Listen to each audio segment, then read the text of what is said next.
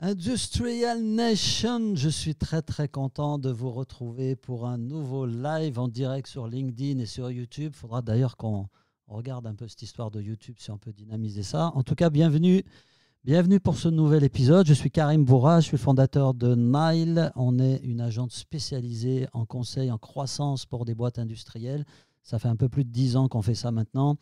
Et l'idée d'aujourd'hui, c'est de parler de marketing. Ça fait longtemps qu'on n'a pas parlé de marketing sur Industrial Growth. On parle beaucoup de CRM, de data, d'IA ces derniers temps.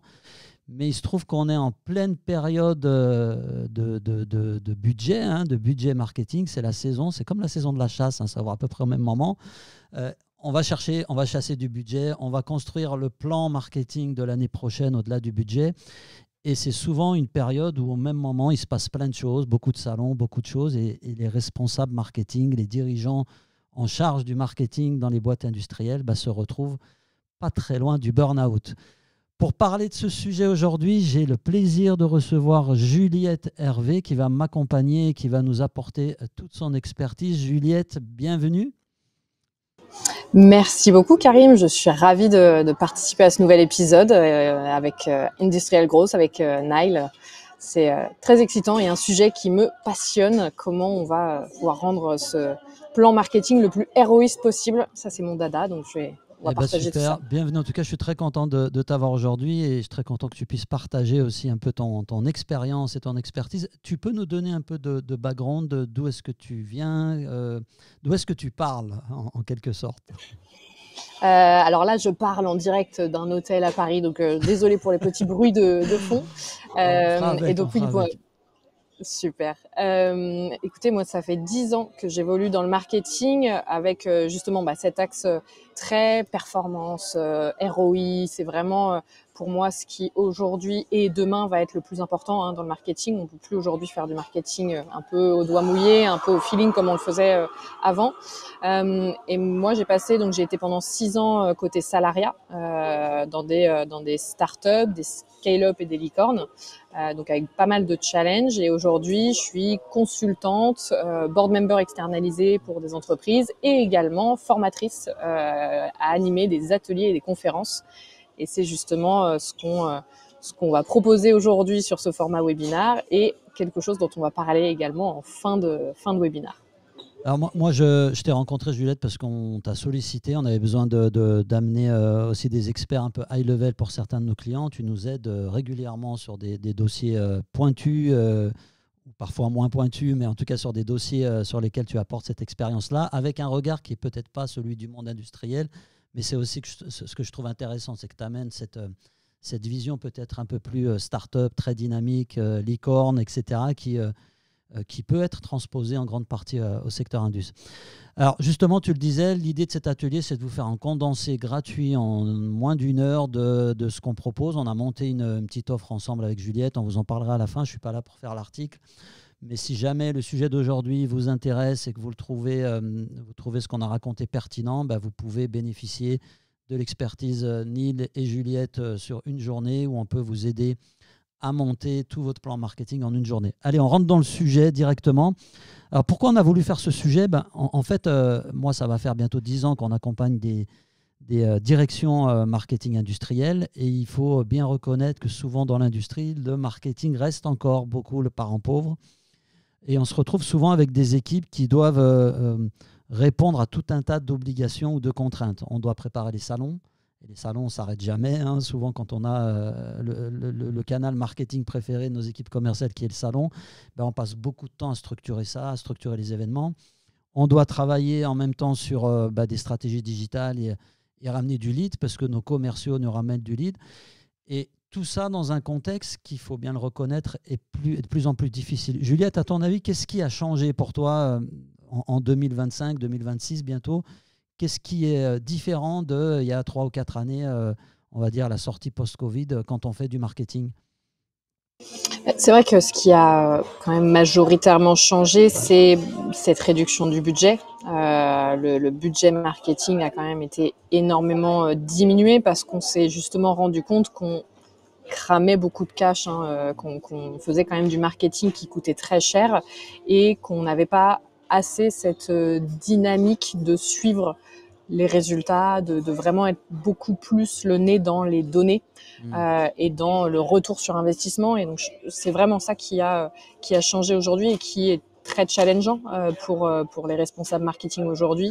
Je vois que ceux que j'accompagne, c'est toujours ce même sujet. C'est en fait, je dois faire du marketing et avoir le plus de résultats, mais j'ai un budget où je dois toujours le défendre en interne, bien montrer.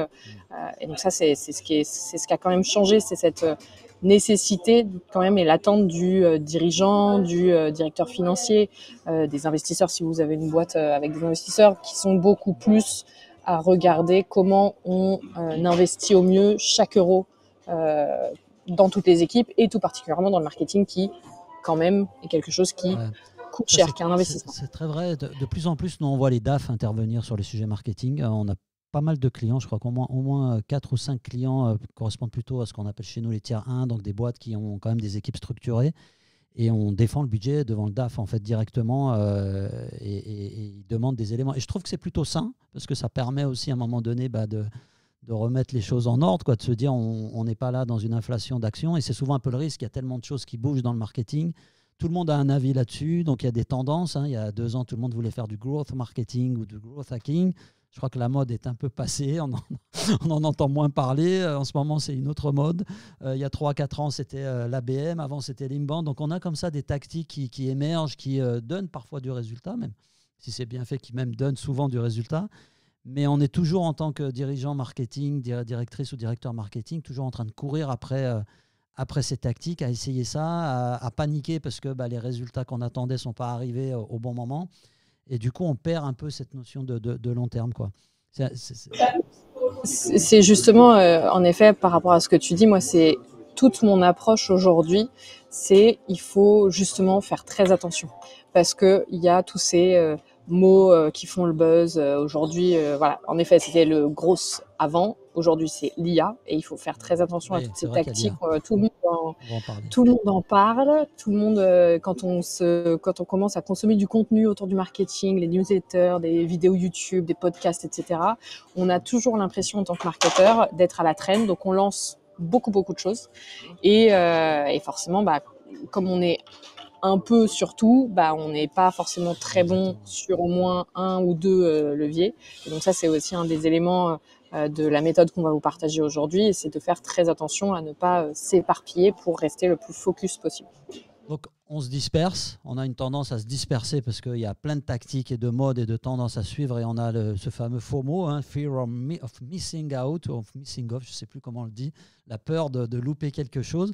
Donc souvent ce que je vois, c'est qu'on va prendre un alternant l'année prochaine pour faire de l'IA ou on va prendre un alternant pour nous faire du growth hacking parce que du coup on n'a pas trop les moyens d'investir, donc les alternants, les pauvres, ils ont bon dos et on les envoie au charbon tester des trucs, puis après ça ne marche pas, donc on laisse tomber, on a essayé, etc. Il y a un autre constat, c'est que l'IA effectivement est arrivée et sans faire du buzzword, elle change quand même pas mal de choses. On peut aujourd'hui, si on est bien structuré, faire plus de choses avec potentiellement moins de ressources, ou en tout cas faire plus avec les mêmes ressources, puisque l'IA va permettre d'avoir de vrais assistants quasiment à chaque poste. Et une autre chose aussi que je voulais partager là-dessus, c'est qu'on constate aussi que les méthodes un peu traditionnelles, je pense surtout à l'inbound, nous on a pratiqué de l'inbound pendant presque 10 ans, ça a fait les heures de gloire même de Neil, puisqu'on était très bien positionné sur l'inbound pour l'industrie, etc. Et on voit que le trafic des sites internet chute.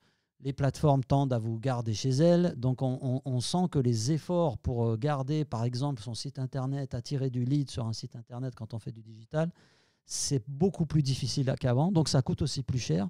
Et on doit en même temps répondre aux DAF qui demandent du résultat, répondre aux commerciaux qui voient les leads, la source de leads se tarir.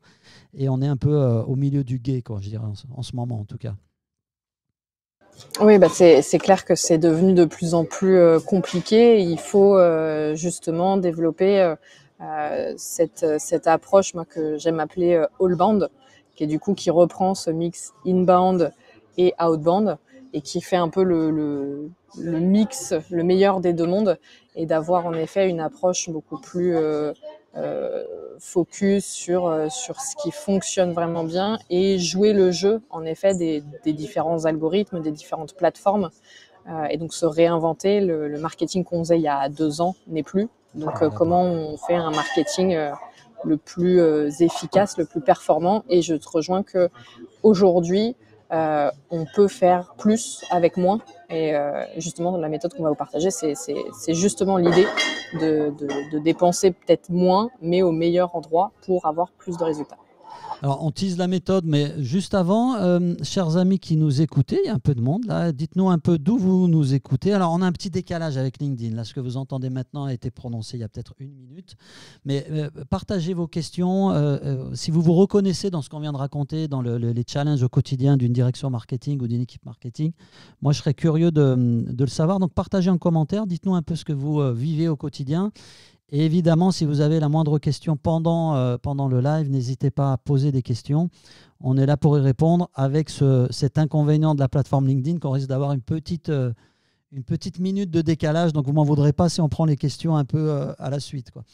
Juliette, on rentre dans la méthode. Donc, on a posé le constat.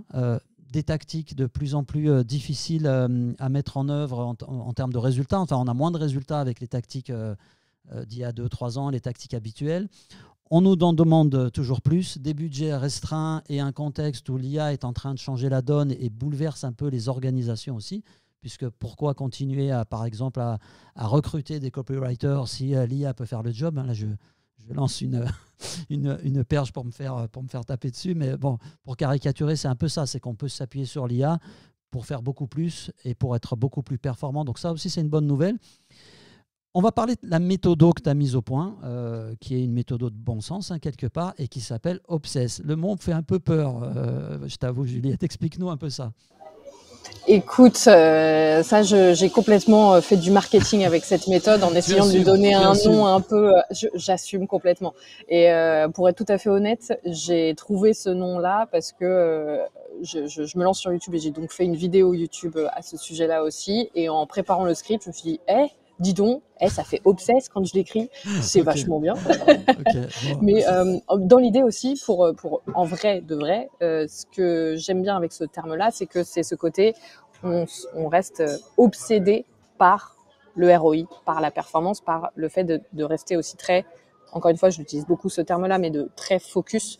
Et il y a cette phrase que quand j'étais salariée, j'étais dans une start-up et on avait une des valeurs qui était obsess over quality. Okay. Donc c'est de vraiment rester très concentré et très focus sur la qualité plutôt que de s'éparpiller dans tous les sens. Donc ça fait déjà ça c'est fait un positionnement même de culture d'équipe à minima. C'est-à-dire qu'on doit dans l'équipe marketing avoir cette culture, cette obsession du résultat, de la rentabilité de ses actions. Parce qu'il faut le dire, on nous attend en tournant là-dessus en tant que marketeur. C'est là-dessus qu'on va être jugé, quoi. Si on arrive à obtenir les résultats que tout le monde attend, voire plus, comme on dit sur les terrains de foot, on va allumer la clim, quoi. On va faire fermer des bouches et derrière, ça permet aussi d'aller chercher du budget peut-être pour expérimenter un peu plus, quoi. Exactement, et c'est ça qu'on veut. Et justement, ça c'est ma petite secret, ma petite arme secrète aussi. Mais comme j'ai passé 4 ans dans une boîte qui vendait un logiciel pour les équipes finance, j'ai appris à leur parler et à utiliser ce qui leur plaît bien. C'est une compétence très très très utile et très rare. J'ai appris à murmurer à l'oreille du financier, et donc j'ai intégré aussi tout ça dans cette méthode, et c'est ça qui fait la différence. C'est un conseil que je donnerais à des responsables marketing, des chargés de marketing qui n'ont pas ou qui se sentent pas à l'aise avec cette partie-là. Formez-vous là-dessus, apprenez à parler à un DAF, apprenez à vous mettre dans la peau du DAF et à comprendre aussi quels sont ses enjeux. J'ai trop souvent vu, quand je discutais avec des directions marketing, des gens qui étaient parfois, même souvent, je vais le dire, souvent déconnectés de chiffres de base. On demande le CA, on n'est pas sûr de connaître le CA. On demande le panier moyen, on demande le retour sur investissement des actions précédentes. Enfin, on voit souvent quand même des équipes market qui sont concentrées effectivement sur la réalisation et qui oublient un peu d'avoir ce langage et d'avoir cette couche, cette culture du chiffre, de la compréhension du chiffre et du résultat d'un point de vue impact sur le business, impact sur les marges, impact sur les EBITDA si vous avez des investisseurs. Et ça, c'est super important. Donc, c'est peut-être déjà commencer par là. Mettez-vous un vernis de vocabulaire et de culture DAF, on va dire. Exactement. Et justement, ça peut faire le lien parfait avec le premier pilier justement de la méthode qui est sur les objectifs. Donc justement, cette partie très data du marketing, de fixer les bons objectifs, ceux qui déjà un bon objectif marketing, c'est un objectif qui est SMART. Si vous ne connaissez pas cet intitulé, c'est pour spécifique, mesurable, atteignable, réaliste et temporellement défini. Donc ça, c'est extrêmement important et c'est aussi un peu une erreur que je peux voir dans certaines stratégies marketing, d'avoir des objectifs qui sont augmenter la visibilité de la marque. Ça, c'est pas très spécifique, c'est pas très mesurable. Donc, c'est vraiment important de définir des objectifs qui soient chiffrés, qui soient clairs. Tu peux nous Oui. donner un exemple d'objectif SMART très concret qu'une équipe Oui, marketing Indus peut se fixer, par exemple, sur des actions? tout à fait. Bah, ça va être l'idée de. Moi, j'aime bien utiliser pour calculer justement mes objectifs d'inverser un peu le funnel, si tu veux. C'est que souvent, bon, une entreprise a un objectif de chiffre d'affaires. Et donc, c'est de calculer finalement ce chiffre d'affaires. Ça représente combien de clients? Ça représente donc quel coût d'acquisition client, quel CAC. Et donc, de refaire un peu en regardant les résultats des années, enfin de l'année passée et des années passées, ce nombre de clients, ça représentait combien de prospects, si je regarde tous mes taux de conversion, et quel a été ensuite le coût par prospect, le coût par lead, CPL. Et donc, typiquement, c'est ça qu'il faut se dire. C'est, OK, on sait que l'année dernière, par exemple, on avait un CAC, un coût d'acquisition client qui était à temps. Cette année, l'objectif, c'est de le passer, de le diminuer à temps. On veut aussi générer tant de clients avec le marketing, tant de prospects avec le marketing. C'est ça les objectifs qu'il faut vraiment se fixer. Et c'est important, ça je le répète et je vais continuer à le marteler un petit peu partout, mais le marketing doit vraiment arrêter désormais de se baser sur ce qu'on appelle les vanity metrics pour se focus beaucoup plus, se concentrer beaucoup plus sur les clarity metrics. Donc ce que je veux dire par vanity par rapport aux clarity metrics, en fait, en marketing, on a beaucoup présenté, voilà, on a tant d'abonnés sur LinkedIn, on a eu tant de personnes qui ont téléchargé le livre blanc, on a tant de visiteurs sur le site. C'est bien, c'est super, ça fait plaisir, mais si tous ces gens qui sont abonnés sur LinkedIn, qui ont téléchargé un livre blanc, qui ont visité le site, ne convertissent pas derrière, je n'en ai pas grand-chose à faire finalement. Moi, c'est ça que je veux, c'est comment je m'assure que ces personnes qui nous suivent, qui voient nos articles sur le blog, convertissent en prospects, en opportunités, puis en clients. Et c'est ça qu'il faut vraiment suivre aujourd'hui. Par exemple, quand je vois des objectifs il faut qu'on ait 10 000 abonnés sur la page LinkedIn, moi, je suis tout de suite Je un préfère en peu genre, avoir attention, 200, mais 200, ouais, 200 qui me génèrent du business, quoi. Ouais. qui me génère du business et même faire les posts LinkedIn. Tu vois, aujourd'hui, on voit des gens qui ont des 600 likes sur leur post LinkedIn qui font zéro business derrière. Donc en fait, c'est vraiment la preuve que tout ça, il faut. Certes, ça fait du bien à l'ego, ça fait du bien, ça aide un peu sur la visibilité et la légitimité, mais il faut aujourd'hui beaucoup plus se concentrer sur ce qu'on appelle donc les clarity metrics, c'est combien de prospects ça m'a ramené, quel a été le taux de conversion entre prospects et opportunités, puis entre opportunités et clients. Ça permet de Et c'est définir ça qu'il faut. tout l'entonnoir et tous les KPI à chaque étape du parcours Exactement. de conversion. Une chose toute bête, vous allez voir votre direction et votre direction commerciale. Donc déjà, il faut connaître les objectifs business de la boîte. Moi, j'ai parfois des surprises. Dernièrement, j'ai un prospect qui me dit on veut doubler ou tripler le chiffre d'affaires à horizon 2027. OK, vous faites 20 millions là, ça veut dire que dans 3 ans, vous voulez faire 60 millions. Donc, tu vois déjà, des fois, et même la direction et la direction commerciale, surtout dans des PME, peut avoir des objectifs un peu déconnectés, quoi. On estime que le marché est porteur, donc on dit on va tripler, c'est ça notre objectif. Et du coup, derrière, en posant des chiffres, on arrive très vite aussi à se rendre compte des efforts qu'il faudra faire pour le faire. En gros, si vous devez faire x3 et vous faisiez 20 millions et qu'il faut faire 60 millions dans 3 ans, ça veut dire qu'il faut aller chercher 20 millions par an pendant 3 ans. Si le panier moyen est à 10 000 euros, faites le calcul, 20 millions divisé par 10 000, ça vous donne le nombre de nouveaux clients qu'il faut aller chercher chaque mois, chaque année. Et du coup, ça vous donne aussi une notion des efforts qu'il va falloir faire versus aujourd'hui pour aller chercher ces nouveaux clients. Et là, vous commencez à rentrer dans des discussions qui sont des discussions d'investissement effectivement de coûts d'acquisition, de coûts par lead, etc. Et moi, là-dessus, je finirai aussi sur un truc que beaucoup de boîtes oublient souvent. On court après les leads. Les commerciaux nous demandent beaucoup de leads supplémentaires, sauf que dans l'Indus, la plupart du temps, le quick wins très facile que vous pouvez mettre en œuvre et qu'on néglige complètement, c'est la base existante. J'appellerais ça la base installée. Vous avez une boîte qui existe depuis 50 ans, 100 ans parfois. J'ai parlé avec un prospect qui existe depuis 135 ans dernièrement. Vous avez déjà beaucoup de matière là-dedans. Si vous vendez par exemple des produits sur un catalogue, demandez-vous, est-ce que vos clients connaissent l'étendue de votre catalogue? Et vous seriez surpris de découvrir qu'en moyenne, ils connaissent 10% à 20% de votre catalogue max. Ça veut dire que vous pouvez aussi pousser des services ou des produits. Et le marketing peut aider à ça. Et pour le coup, quand on parle de coût d'acquisition, ça coûte beaucoup moins cher. Donc, c'est des objectifs de lead, de nouveaux clients, mais ça peut être aussi des objectifs de réengagement, d'augmentation du taux de pénétration chez un compte avec qui on travaille ou du nombre de catégories de produits vendus. Donc, en fonction de votre business, fixez-vous des objectifs aussi qui soient atteignables. C'est ce que tu disais tout à l'heure, Juliette. Oui, c'est vrai que pour rebondir là-dessus, j'ai deux exemples qui sont criants de vérité. C'est vrai que c'est important. En effet, en marketing, on a tout le temps, on pense tout le temps à l'acquisition. Et moi, j'ai beaucoup de clients qui viennent me voir en disant j'ai des problèmes d'acquisition, il me faut plus de nouveaux prospects entrants. Et en effet, il y a ces sujets de conversion et de rétention auxquels il faut penser aussi, qui sont des énormes leviers. En gros, deux exemples que je partageais là. J'ai eu deux clients qui viennent me voir en disant voilà, on a des problèmes d'acquisition, il faut qu'on aille chercher plus de nouveaux prospects, etc. Moi, j'arrive, je fais très bien. Je regarde, je fais un audit, je vais dans leur base de données, dans leur HubSpot. Je vois pour l'un 14 000 contacts dans leur HubSpot, l'autre 7 000 contacts et grosso modo chacun avait 100 clients et voulait atteindre un certain chiffre d'affaires. Et j'étais là genre, mais en fait, vous n'avez pas besoin d'aller chercher des nouveaux prospects là. Là, le problème, c'est que vous avez 14 000 contacts qui n'ont pas été travaillés, qui nécessitent, enfin qui sont potentiellement le budget. Enfin, vous me dites que dans 5 ans, vous voulez faire X millions de chiffre d'affaires, qu'actuellement vous en faites tant, avec 100 clients.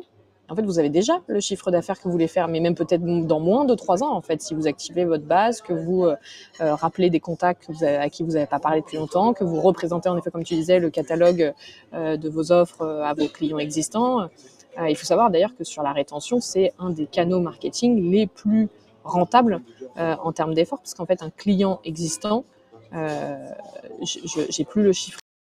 Il me semble que c'est 67% de dépenses en plus que va faire un client existant versus un nouveau client qu'il faut convaincre, il faut convertir, il faut y passer du temps, etc.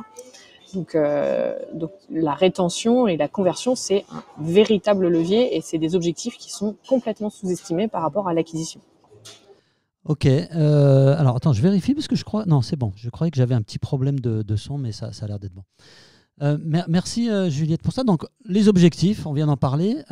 Comment on définit, donc maintenant on passe au B de ta méthode Obsess, hein, comment on définit le budget parce que ça c'est souvent aussi un truc marrant. Moi j'ai vu des choses assez surprenantes où on va prendre un tableau Excel, on a le budget 2025 et puis on va faire sélection, glisser, tu vas glisser, déposer sur la colonne 2026 avec, je sais pas, 10% supplémentaires cette année ou etc. Alors je caricature évidemment, la majorité des gens ne vont pas avoir ce genre d'approche, mais c'est souvent, malheureusement, souvent aussi au doigt mouillé.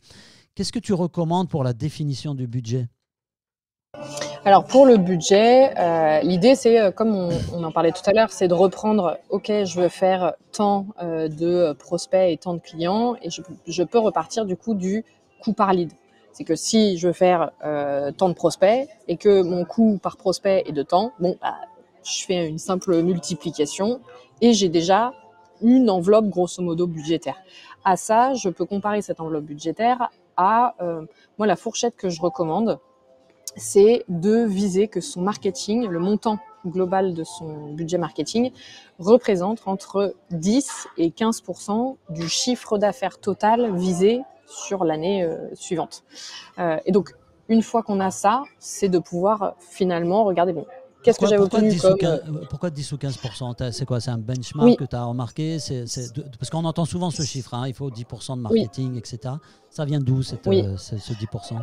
Alors, ce benchmark, il vient d'un mix de recherches que j'ai pu faire et de ce que j'ai pu voir qui fonctionnait. En fait, je dis 10-15 parce qu'on a identifié qu'en moyenne, entre 5 et 10% du chiffre d'affaires visé en budget marketing, ça te permet de maintenir ton marketing grosso modo au même niveau d'une année sur l'autre. Tu maintiens Par ton contre, si chiffre tu as une d'affaires voilà, sans augmentation quoi, du chiffre, quoi. Okay. sans augmentation, etc.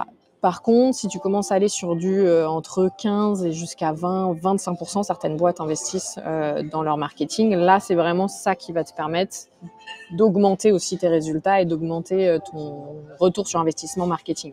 Donc c'est pour ça que j'aime bien parler du 10-15%. Il y a une étude de Gartner qui dit qu'en moyenne, après c'est très aussi sectorisé, hein, Ça dépend beaucoup. dans les industries, c'est pas forcément le même pourcentage que dans le e-commerce, par exemple. Mais il y a une moyenne qui est à 7,7% pour les entreprises. Donc déjà, on voit que si on est à 10-15%, on est quand même dans une dynamique d'investir, et ça c'est le terme très très important. Il faut plus voir son marketing comme une dépense, son budget marketing comme une suite de dépenses, comme une liste de dépenses, mais comme une liste d'investissements. Et c'est vraiment déjà ce changement de mindset dans l'utilisation de ton budget marketing qui déjà fait toute la différence et qui déjà va aussi beaucoup plus parler aux dirigeants et aux directeurs financiers, de parler si tu le rassures et tu dis mais oui, mais c'est un investissement d'acheter tel outil, d'aller sur tel événement, de lancer telle campagne, c'est un investissement. Et ça, ça ça rend le truc... il va l'entendre si tu es capable de mettre aussi le ROI que tu penses obtenir. Oui. Parce que si tu vas le voir en lui disant qu'il faut investir, enfin un DAF, il sait très bien ce que c'est qu'investir, surtout dans l'industrie où ils ont l'habitude d'acheter parfois des machines à plusieurs centaines de milliers, parfois millions d'euros.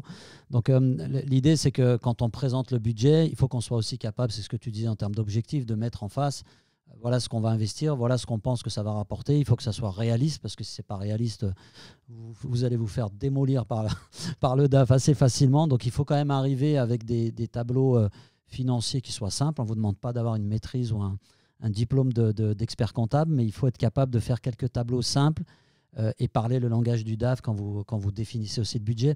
J'en profite juste pour rappeler ou pour dire à tout le monde, surtout ceux qui nous écoutent, que si vous restez jusqu'à la fin, vous aurez un petit bonus, parce que j'en vois qui s'en vont là, mais restez, parce que vous allez obtenir quelques outils. On vous partagera des tableaux que Juliette a préparés, qu'on a complétés ensemble.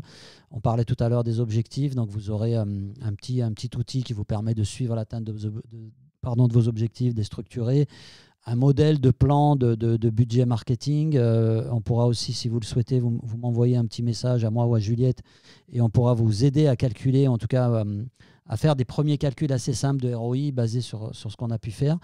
Et c'est aussi l'objet de l'atelier qu'on propose. Et puis on vous donnera un peu tout ce kit à la fin du live. Vous recevrez, si vous avez participé au live, l'ensemble de ce kit. Vous n'aurez rien à faire. On vous envoie ça sur LinkedIn directement. Pas besoin de télécharger, pas besoin de laisser votre email. Et simplement, vous nous faites un feedback derrière pour nous dire ce que vous en pensez. Je t'ai coupé, Juliette. Je te laisse continuer un petit peu sur la méthode. On en était donc à la définition du budget. Autre chose qu'on a oublié de dire sur le budget ? Peut-être très rapidement, une fois qu'on a son budget, son montant de budget, moi la recommandation aussi que j'ai sur la répartition, parce que ça c'est un autre gros problème quand on est ok, bon j'ai X milliers d'euros dans mon budget, mais comment je le répartis concrètement? Pour moi, les salaires déjà doivent faire partie du budget marketing. Ça c'est un sujet. Tout le monde n'est pas d'accord, mais en fait vos collaborateurs marketing sont aussi des ressources marketing, donc il faut pouvoir calculer le retour sur investissement aussi de vos équipes. Donc concrètement, moi ma recommandation en termes de répartition de ce montant, je recommande entre 30 et 40% du budget dans l'équipe. Alors l'équipe, c'est l'équipe interne, donc les salaires, mais aussi externe, tous vos prestataires. Donc ça, entre 30 et 40%. Entre 10 et 20%, donc du coup, 10 si on a mis 40 sur l'équipe, 20 si on a mis 30% sur l'équipe dans les outils.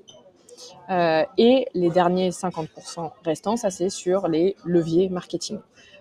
Et donc, voilà, la publicité, les événements, etc., etc. Et deuxième petit élément aussi rapide que je voulais partager avant qu'on passe à la stratégie, c'est dans cette partie levier marketing, ma recommandation cette fois encore de nouveau de répartition du budget, c'est 70% sur les top 3 canaux les plus héroïstes, ceux qui fonctionnent vraiment bien. Ensuite, c'est 20% sur éventuellement 1 ou 2 canaux supplémentaires qu'on a envie de tester, qu'on commence à identifier comme intéressants, et 10% qu'on se garde au cas où, parce qu'on connaît. Il y a toujours des dépenses qui tombent et qui n'étaient pas prévues, l'événement que les sales n'avaient pas identifié et finalement il faut y aller, etc. Donc ça permet d'avoir ces 10% aussi pour rassurer le DAF et pas venir tous les trimestres en disant en fait, il me faudrait peut-être 10 000 euros supplémentaires pour telle chose.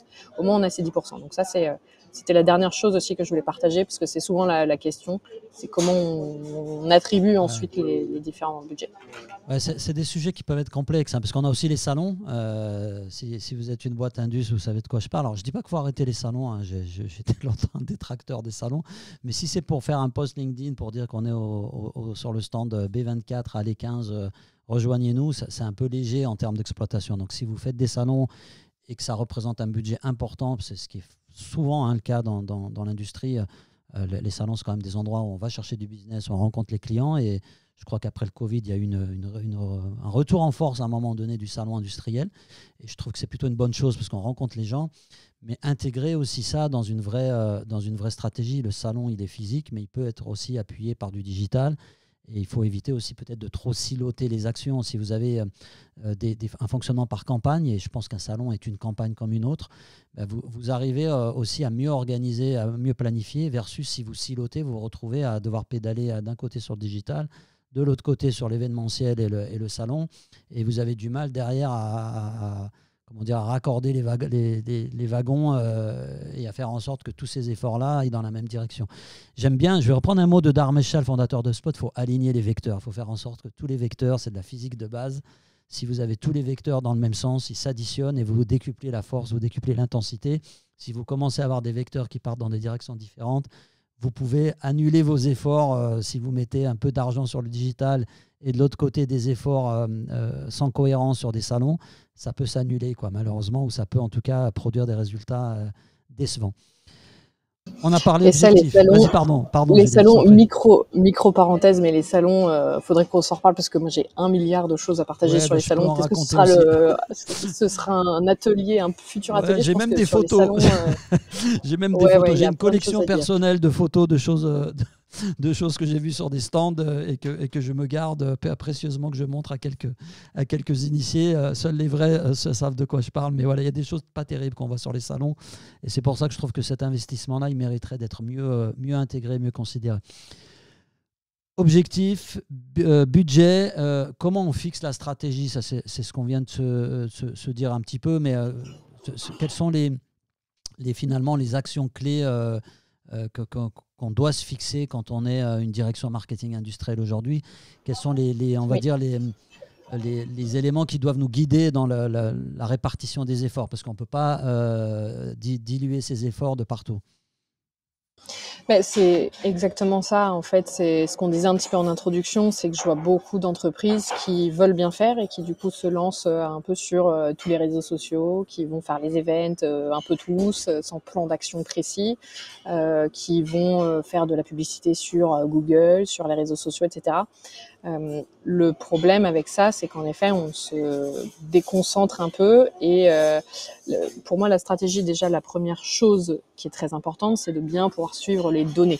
C'est que tous les efforts en lien avec ce qu'on s'est dit, avec les objectifs, avec le budget, il faut qu'on puisse suivre aussi quels sont les résultats. Donc ça, c'est important d'avoir une base de données vraiment claire. Alors évidemment, c'est un peu biaisé, mais moi je suis aussi une grande fan d'HubSpot et c'est vrai que HubSpot est très pratique pour ça parce que comme ça centralise en fait tous les efforts, on peut suivre vraiment entre le moment où on a fait un post LinkedIn, qu'est-ce que ça a ramené comme client et comme chiffre d'affaires derrière. Donc ça c'est pas mal et c'est très important.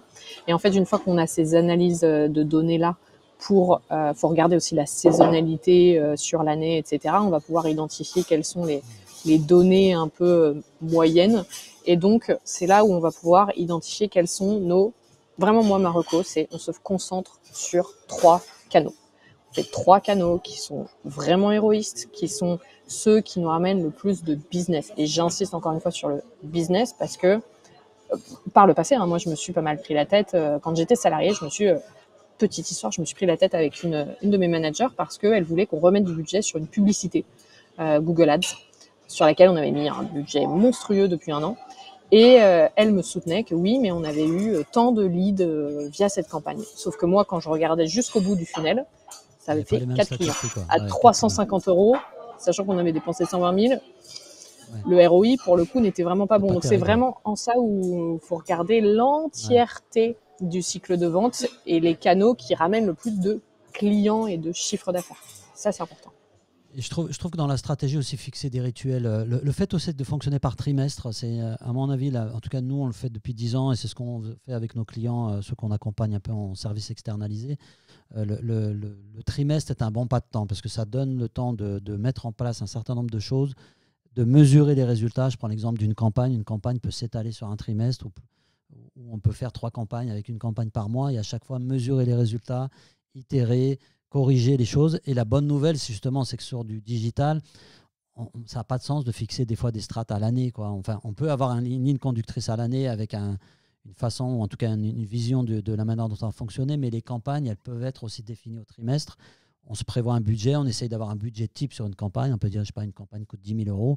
Et voilà ce qu'intègre une campagne. Et on les planifie peut-être un peu à l'avance. Mais on se donne la permission aussi de changer le plan en cours de route, parce que si vous fixez un truc qui est immuable et qui ne produit pas de résultats, la publicité, c'est quelque chose qui n'est pas scalable. Typiquement, Google peut l'être, mais des achats de publicité sur TF1, j'ai des clients parfois qui achètent de la pub pour avoir des 4x3 un peu partout.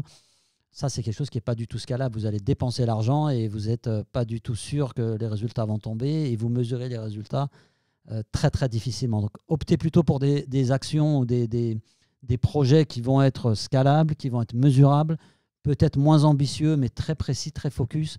Et je pense qu'il vaut mieux avoir cette approche très focus, très chirurgicale, versus essayer d'arroser large et puis espérer que ça tombe et prier pour que ça tombe, comme disent les Américains, spray and pray. On arrose et puis on espère que les résultats vont tomber.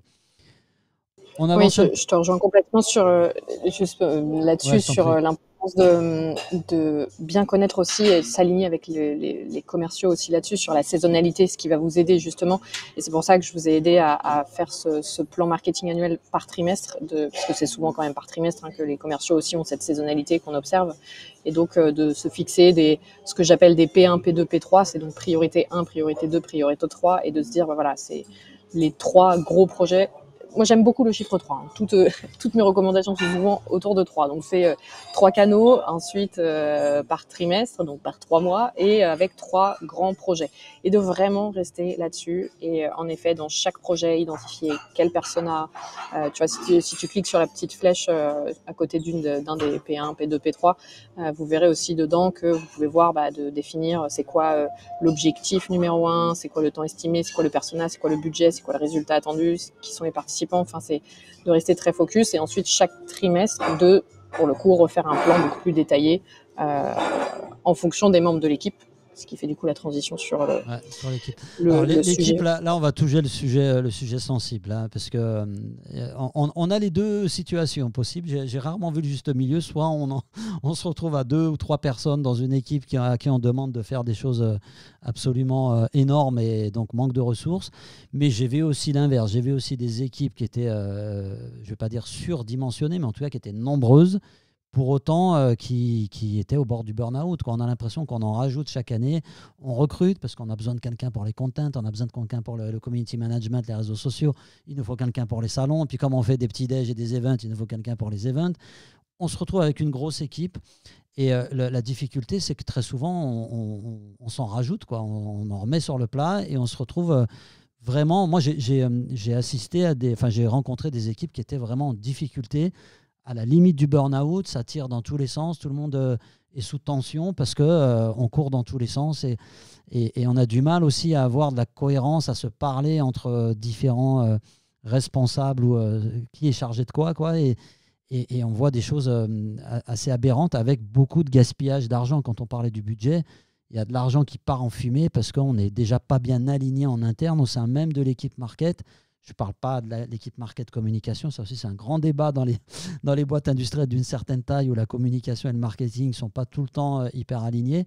Il y a un vrai sujet sur l'équipe. C'est quoi ton analyse là-dessus et comment je constitue? C'est quoi l'équipe idéale en 2025? Alors, je ne sais pas s'il existe une équipe idéale, mais pour toi, quels rôles sont vraiment les rôles socles sur lesquels une boîte industrielle d'une certaine taille ne devrait pas déroger, quoi? On a besoin de ces profils-là.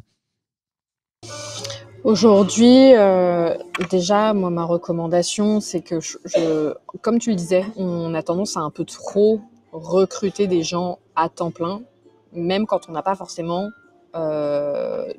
assez pour couvrir un temps plein. Et du coup, on leur bourre un peu le mou on leur bourre leur to-do avec des choses qui sont pas forcément prioritaires pour donner l'impression de faire des choses. Faire des choses. Ouais. Et donc, moi, la reco, une première reco, c'est qu'en effet, je vois beaucoup d'entreprises qui recrutent des alternants par manque de budget. Donc ça, c'est quand même déjà un premier souci, c'est que l'alternant, il va pas pouvoir faire un marketing aussi bon que quelqu'un de plus expérimenté. Donc ça va aussi nécessiter que le dirigeant qui souvent se retrouve à manager l'équipe marketing soit capable aussi de driver ce profil-là, donc c'est parfois un petit peu compliqué. Moi, ma reco, c'est vraiment d'avoir une personne responsable de l'équipe marketing, à minima, responsable de la stratégie marketing, donc Chief Marketing Officer, responsable marketing. Et ensuite, ça peut être moi, je trouve que le mix idéal, c'est d'avoir un mix entre justement des gens en interne, par exemple, quelqu'un qui va s'occuper de la création de contenu. Voilà, on sait que ça, la création de contenu, c'est quand même, ça reste quelque chose de très important.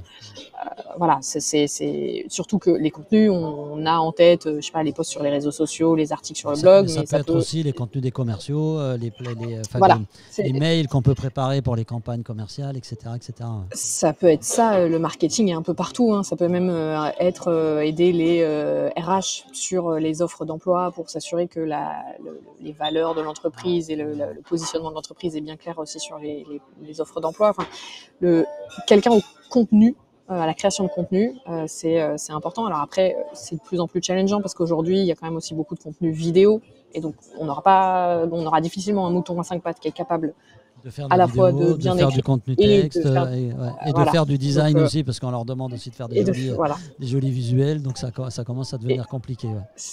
C'est exactement ça. Donc moi j'aurais tendance à recommander plutôt un profil qui sait plutôt bien écrire, qui va plutôt être sur les contenus écrits, en sachant tout de même qu'aujourd'hui, on en parlait en intro, il y a l'intelligence artificielle qui quand même permet de gagner un maximum de temps sur la création de contenu aussi. Ce n'est pas, attention, on ne crée pas 100% du contenu avec l'IA. Hein. Ouais, c'est très important. En tout cas, surtout à une époque où votre contenu, justement à l'époque de l'IA, votre contenu doit être différenciant. L'IA doit vous aider. Et moi, je dirais que dans l'organisation de l'équipe, il faut que vous intégriez des agents. En fait, quand vous réfléchissez à l'intégration, il faut que chaque rôle, le copywriter en est un, il devrait avoir son petit agent d'aide à la rédaction de use case, son agent d'aide à la rédaction de billets de blog ou de posts. Et ça évite aussi de recruter trop de monde. En fait, ça veut dire qu'à un moment donné, oui, alors je suis désolé pour l'emploi, mais en tout cas, le budget qu'on va mettre à recruter sur des tâches qui aujourd'hui peuvent tout à fait être un peu automatisées, vaut peut-être mieux le mettre sur le recrutement de gens qui vont un peu plus réfléchir, qui vont avoir une approche, qui vont vraiment être orientés ROI et qui vont avoir un impact sur le business, quoi. Oui, complètement. Moi, je crois vraiment que l'équipe marketing doit se réinventer avec les agents IA et qu'il faut en faire une force aujourd'hui. Il faut prendre ce virage-là. C'est un peu comme le virage d'Internet, quoi. Ouais, juste sur le tableau là, qu'on va fournir aux participants de ce live. Donc là, toi, ce que tu recommandes, si je comprends bien, c'est de dire aussi à chaque membre de l'équipe, en fonction de son poste, son job, doit être accountable de quelque chose. Enfin, moi, j'aime bien cette notion de dire chacun doit avoir son number. Chacun doit avoir un chiffre sur lequel il doit être responsable. Tout à fait. Et il faut définir finalement les responsabilités de manière assez détaillée au-delà de la fiche de poste. C'est de dire ton job sur ce trimestre, c'est cette campagne, c'est de mener telle et telle action avec tel résultat qu'on doit obtenir derrière. Et c'est de responsabiliser les gens parce que sinon, on se retrouve dans des situations où on court, et puis il ne se passe rien, il ne se produit rien et personne n'est content dans ce genre de situation en général. C'est exactement ça. C'est que ce soit du coup l'équipe en interne ou même en externe. Hein, je trouve que c'est aussi là où le bas blesse souvent, c'est qu'on nos prestataires externes, les freelances, les agences avec qui on bosse, il faut aussi qu'on leur donne des objectifs très précis. Et pour ça, il faut que nous-mêmes, en tant que responsables marketing, on ait des objectifs très précis. Et c'est en effet de permettre à notre équipe interne et externe d'être autonome, d'être proactif. Et donc le fait de cadrer tout ça dans un plan aide aussi beaucoup plus la collaboration, la visibilité, le pilotage de tout ça. Donc on est sur notre méthode Obsess, on en est au deuxième S, aux deux S finaux. Alors structurer et optimiser son système. Donc structure et système, les deux S de la terminaison de Obsess. Parle-nous un peu de ça. Moi, j'aime bien la notion de structure et j'aime bien la notion de système, en fait. Je pense que c'est un peu ce qui manque aussi dans beaucoup d'équipes. On court après les actions, on lance les actions. Dès qu'une action finit, il faut redémarrer la suivante. Je pense à un salon. On les enchaîne et on a l'impression de jamais sortir la tête de l'eau. Ce qu'il faut arriver à construire, c'est quelque chose de processé, de systémisé, en fait. Il faut qu'on puisse dire... Il faut quasiment que ça puisse tourner en autopilote, quoi, ce genre d'action. Il y a des actions qu'on peut vraiment processer et on peut vraiment construire un système qui sera un peu le framework ou le moteur de la machine à générer du business. Tu peux nous expliquer un peu ce que tu recommandes là-dessus ? Oui, alors en fait, moi, le système, tout ce qui est système, structure, ça, c'est vraiment un peu le cœur de tout mon positionnement et tout ce que je partage, en fait, pour en exemple, en fait, qui montre que le fait d'avoir un système, une structure qui soutient le marketing. En gros, donc quand j'étais salariée, j'ai passé 4 ans dans une start-up qui est devenue une licorne, où j'ai développé tout le marketing France là-bas. Et en fait, il faut savoir que malgré les levées de fonds et malgré ce que ça, l'impression il y a eu beaucoup de recrutement, eh bien, j'ai passé 4 ans à être solo, à développer tout le marketing France, en étant en fait en contact quotidien avec les commerciaux. Et donc, quand je suis partie, j'étais toujours seule face à 60 commerciaux qui, au quotidien, me demandaient des choses, m'interrompaient dans mon travail, etc. Donc, c'est littéralement mon système et cette structure qui m'a sauvé la vie, qui me permettait en fait d'être le marché numéro 1 par rapport aux autres équipes market qui, même pour le coup, elles étaient plusieurs, etc. sur les marchés. Mais c'est moi qui avais les meilleurs résultats parce que j'avais complètement systématisé mon marketing, tout construit pour me permettre d'être la plus efficace au quotidien, d'avoir les bonnes routines, les bons outils, les bons process, les bonnes automatisations. Et donc, j'arrivais avec des budgets de plus en plus limités, à exploser mes résultats, à atteindre des 110-120% de mes objectifs tous les mois. Et donc, c'est cette structure-là, le fait de construire quelque chose vraiment de très carré qui m'a permis d'atteindre ça. Et pareil, chez un client, quand je les ai aidés à mettre en place ce même système, en gros, ils dépensaient beaucoup d'argent en marketing, il y avait une grosse équipe et en fait, on a tout repriorisé. J'ai coupé en fait leur budget de moitié parce que vraiment, il y avait des dépenses qui n'étaient pas du tout prioritaires. Et en coupant le budget de moitié, on a doublé les résultats en 3 à 6 mois. Donc, c'est pour montrer qu'avec le bon système, la bonne structure qui est la base et les fondations de votre marketing, c'est ça qui va vraiment... Vous pouvez avoir les meilleurs objectifs, le meilleur budget, la meilleure stratégie, la meilleure équipe. Si tout le monde travaille un peu dans son coin, s'il n'y a pas de structure, c'est de système, vraiment, c'est vous jeter littéralement l'argent par les fenêtres. Donc, moi, ce que j'entends par système, c'est en effet, c'est pour ça que on vous a fait en fait cette petite checklist qui fait partie du bundle d'ensemble de ressources qu'on vous partage, qui vous aidera en fait à faire le point. Typiquement, il y a les outils. En fait, on utilise beaucoup d'outils qui coûtent parfois assez cher, donc c'est l'intérêt de reprioriser un peu, de voir où on en est, de bien paramétrer les outils qu'on utilise aussi. Il y a beaucoup d'outils qui sont finalement pas poussés au maximum de leur capacité, et donc qui du coup coûtent de l'argent et pourraient vous faire gagner beaucoup plus de temps, donc ça c'est important. Il y a la partie processus. Là, ce que j'entends, c'est en effet ce qu'on disait tout à l'heure, c'est que des fois, il y a des projets, on les fait, puis les événements. Typiquement, les événements, on va souvent repartir de zéro à chaque événement. Alors qu'en fait, finalement, la méthode, elle est toujours à peu près la même. Juste à chaque événement, on apprend de nos erreurs. Et si on ne documente pas ça, Moi, ce que j'aime rappeler, c'est qu'en fait, souvent, et j'ai été moi-même dans cette situation-là, c'est que tout était dans ma tête au début. Et sauf qu'il suffit que je Ce que sois j'allais malade, dire. pas Ouais. là, que je Il faut parte de la boîte, mais documenter. en fait, Il faut tout s'écroule. documenter tout ça. Ouais. Il faut documenter. Moi, je vous Ouais. recommande. Là, on est sur Notion. On a utilisé nous aussi Atlassian Confluence, pardon, pour documenter. C'est des systèmes de wiki qui permettent d'enrichir, de processer. Et je vous recommande, ça c'est vrai, c'est ce que les Américains appellent les SOPs. Je ne sais plus comment on le traduit, mais c'est en fait les process documentés avec le schéma. Comment on mène une campagne, qu'est-ce qu'un salon réussit, quelles sont les actions qu'on doit mener dans un salon. Et on documente ces étapes-là.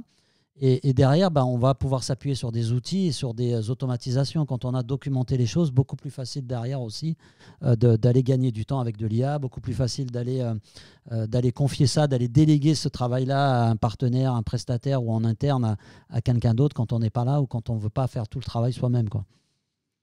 Bah, c'est exactement ça. Et qu'en plus, oui, tu parlais de l'IA, c'est qu'aujourd'hui, le fait d'avoir documenté, tu peux nourrir les IA et te faire des agents qui Ouais. vont pouvoir, encore une fois, te faire gagner un maximum de temps. Donc, tout ce qui est process, très important.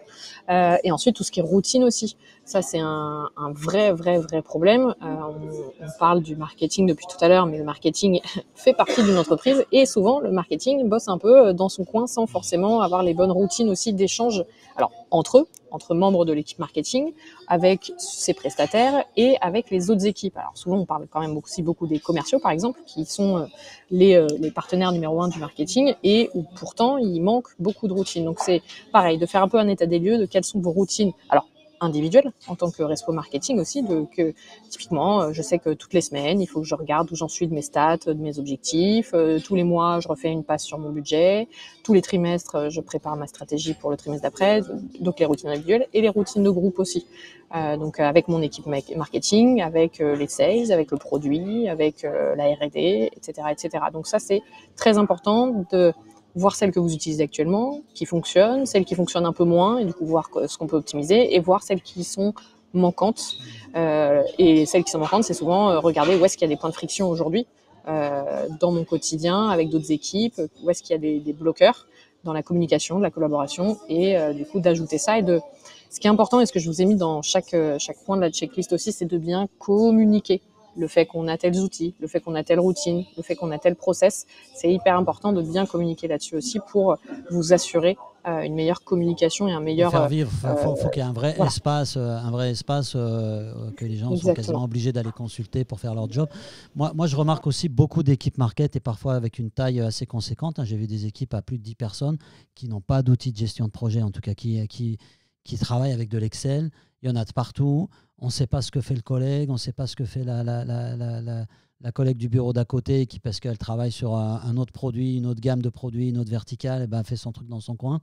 C'est important aussi à un moment donné de mutualiser les ressources et les efforts. Quand vous avez une collègue qui a développé peut-être quelque chose qui marche bien sur un marché, c'est pas parce que c'est pas votre marché et que c'est ses plates-bandes que vous n'avez pas le droit aussi de partager, de collaborer. Et je trouve que parfois ça manque. On a tellement le nez dans le guidon dans l'équipe marketing qu'on oublie aussi de se parler, qu'on oublie de collaborer. Et c'est aussi dû au fait que très souvent, on n'a pas l'endroit pour le faire, on n'a pas d'outils de gestion de projet. Moi, je suis toujours étonné, en fait, quand on a des équipes marketing indus. Et je ne parle pas de petites boîtes où ils sont deux et ils peuvent très bien gérer un Excel. Mais je parle de boîtes où on a des fois 10 personnes sur le market et ils découvrent Monday, ils découvrent Asana, ils découvrent Trello. Enfin, je ne vous parle pas d'aller chercher des outils compliqués. Il y a des outils très simples sur le marché qui permettent aussi de structurer le planning, de poser des tâches, de définir des responsabilités très précises, de mesurer un peu le temps. Je sais que c'est un gros mot, on ne va pas traquer le temps dans une équipe. Vous n'êtes pas en mode agence comme moi où j'ai besoin de savoir combien de temps on y passe. Mais ça peut être aussi un bon indicateur de savoir combien de temps on a passé à faire telle tâche ou telle tâche ou telle tâche, sans tomber dans du chronométrage. Combien de temps ça prend et à quel moment je vais devoir recruter peut-être quelqu'un d'autre pour en faire plus si jamais j'ai besoin.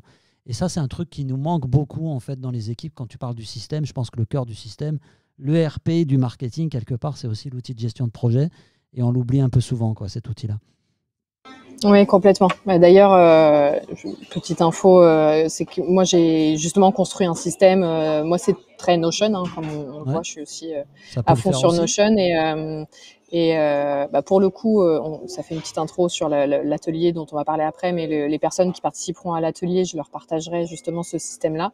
Et à noter que vous pouvez aussi m'écrire sur LinkedIn, le plus simple, hein, Juliette Hervé. J'ai regroupé tout ça aussi, je vends ce petit pack, donc n'hésitez pas à m'écrire, où j'ai justement à peu près 35 ressources, plus de 35 ressources justement avec plein de process, routines, etc. Que vous pouvez récupérer aussi post-webinaire. Alors, on arrive un peu à la fin du live. Tu as dit webinar, j'aime pas ce mot. Pardon, c'est un gros mot. Désolé. Non, je déconne. On arrive un peu à la fin du live, du webinaire. La suite, c'est quoi? Donc, on a essayé de vous partager un certain nombre de choses. Il y a tellement à dire en fait sur ces sujets-là. On pourrait prendre 1 heure sur chacun des points de la méthode Obsess que nous a décrite Juliette. Je pense que le budget, c'est 1 heure ou c'est peut-être des jours et des jours de discussion si on veut vraiment aller au bout de la question. Ce qu'on vous propose, si vous êtes dans cette phase on va dire de budgétisation, on voudrait vous proposer ce petit format qu'on a préparé. C'est un format qui se déploie relativement bien. Une journée, bon, c'est fait pour des équipes marketing, on va dire au moins 3 ou 4 personnes. C'est ça, Juliette, hein, en dessous, ça a peut-être un peu moins de sens. L'idée, il y a 2 objectifs. Le premier, c'est d'avoir un vrai temps de réflexion stratégique sur votre plan 2026. Parce qu'on sait qu'on a le nez dans le guidon et que quand on veut se poser là-dessus, on est dérangé en permanence. Le quotidien d'un ou d'une CMO, c'est des réunions, des Teams ou des Zooms toute la journée et en même temps mener ce qui doit être mené jusqu'à la fin d'année. Compliqué de dégager du temps pour prendre du recul et de préparer son plan. Donc déjà, sortir du bureau, et c'est un peu l'idée, c'est que cet atelier se déroule en dehors de l'entreprise. On va dans un lieu sympa, on passe une bonne journée à travailler sur le plan marketing de l'année prochaine et on le fait en équipe. Plutôt que de demander à chacun de remplir des tableaux Excel et de fournir un petit peu ce qu'il a en tête, on fait vraiment une journée dédiée là-dessus où on repose un peu les priorités et puis on applique un peu cette méthode Obsess. Deuxième objectif, c'est un moment super intéressant aussi en termes de cohésion d'équipe. Le marketing marche mieux quand tous les gens se parlent et que tous les gens sont contents de travailler ensemble. Donc c'est aussi un moment on va dire, de team building de l'équipe marketing en dehors du brouhaha de l'entreprise. Et donc on pense que le faire comme ça, un peu en mode une journée tous ensemble à construire le plan, c'est aussi une manière de rendre un peu accountable tout le monde. Tout le monde va être responsable un peu du plan puisqu'il aura participé à sa constitution. Ce n'est pas juste une histoire de faire le budget et puis laisser la CMO se démerder avec le DAF pour faire valider le budget. Non, on est vraiment dans une démarche constructive, collaborative, on construit le plan ensemble et derrière, on va défendre ça auprès du COMEX puisque l'idée, c'est qu'à l'issue de cet atelier, même pendant l'atelier, on travaille sur le positionnement vis-à-vis des attentes du COMEX, vis-à-vis du CODIR ou des investisseurs sur le plan marketing et comment on va aussi présenter une approche héroïste sur l'ensemble du budget. Donc, on a une petite landing page, on va vous envoyer tout ça. Si vous êtes intéressé, donc c'est des ateliers qui seront menés par Juliette, probablement à voir si j'interviens ou pas, mais en tout cas, je ferai peut-être l'intro, mais vous serez immergé avec Juliette pendant une journée pour travailler sur votre plan et sortir de là avec un plan pour 2026. On est déjà en 2026, bougre. C'est compliqué, hein. ça passe trop vite. Voilà, si vous avez la moindre question, on reste disponible avec Juliette. Juliette, c'était un plaisir d'animer cet atelier avec toi, ce petit live avec toi. Peut-être un dernier mot, un mot de la fin. Merci pour ton invitation. Et écoute, mot de la fin, oui, c'est vraiment penser focus sur 3 canaux. C'est vraiment le plus important, ne pas s'éparpiller. On a vite fait de partir dans plein de choses. Et faites attention aussi à tout ce qui est posture. Il faut que vous puissiez mieux défendre en interne, soyez plus sereine dans votre marketing, soyez plus le nez dans les chiffres, c'est important aujourd'hui et c'est vraiment ça qui va vous aider à beaucoup plus séduire votre DAF et votre dirigeant à investir dans le marketing. Merci beaucoup, très joli mot de la fin. Chers amis, à bientôt. Vous retrouvez cet épisode en audition gratuite et libre sur YouTube, ici sur LinkedIn. Et puis, on va mettre ça sur toutes les plateformes de podcast aussi, Spotify, Deezer et compagnie. Je vous souhaite bon appétit